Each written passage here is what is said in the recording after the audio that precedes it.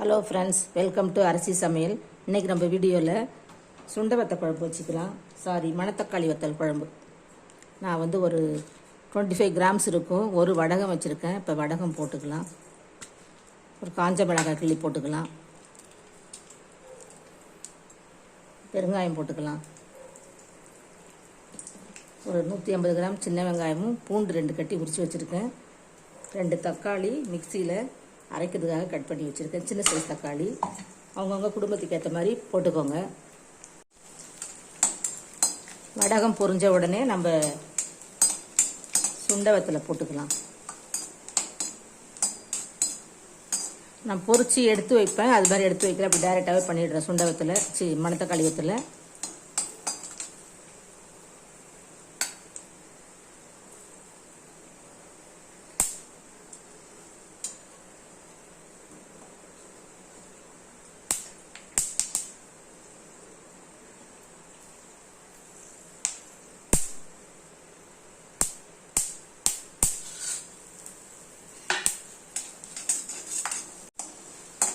வத்தலை போட்டாச்சு.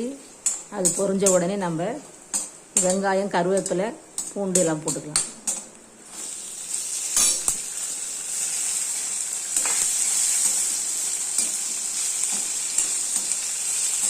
இது வதங்கட்டும். நான் தக்காளியை அரைச்சிட்டு வந்துடுறேன். நம்ம அரைச்ச தக்காளியை ஊற்றிக்கலாம்.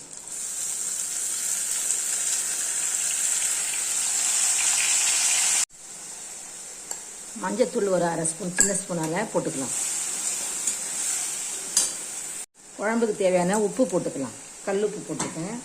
நீங்கள் உங்களுக்கு எந்த உப்போ அதை உப்பு போட்டுக்கணும். இப்போ நம்ம குழம்பு தூள் போட்டுக்கலாம்.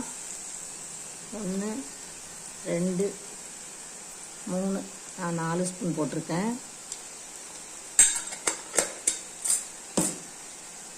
தக்காளி அரைச்சது மிக்சி தண்ணியை அதில் ஊற்றிக்கலாம். ஒரு 5 நிமிஷம் கழிச்சு புளி தண்ணி ஊற்றிக்கலாம். ஃப்ரெண்ட்ஸ், இப்போ நல்லா ஒரு 5 நிமிஷம் வத்தல் குழம்பு கொதிச்சிருச்சு.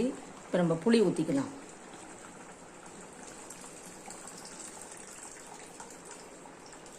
இது கடை புளி. எங்கள் வீட்டு புளினா ஒன்றுமே இருக்காது.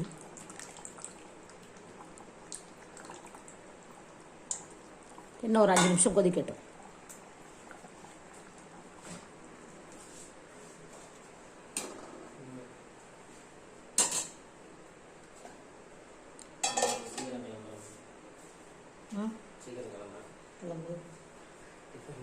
ரெடி ஆகும்.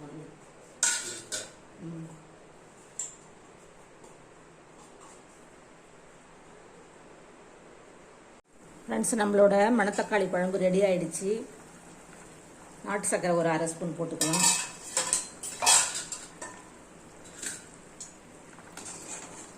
ரொம்ப திக்காக வேணும்னா இன்னும் கொஞ்சம் நேரம் கொதிக்கட்டும். நைட்டில் நிறைய பேர் இருந்தால் இந்த அளவுக்கே வச்சுருங்க.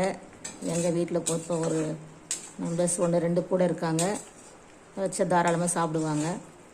நீங்களும் இது மாதிரி வச்சு பாருங்கள். சிம்பிளான மணத்தக்காளி வத்தல் குழம்பு ரெடி ஆகிடுச்சு. நீங்களும் இது மாதிரி செஞ்சுக்கோங்க. என்னோடய சேனலை பார்க்குற எல்லாருக்கும் ரொம்ப ரொம்ப நன்றி. சப்ஸ்கிரைப் பண்ணுங்கள், லைக் பண்ணுங்கள், கமெண்ட் பண்ணுங்கள்.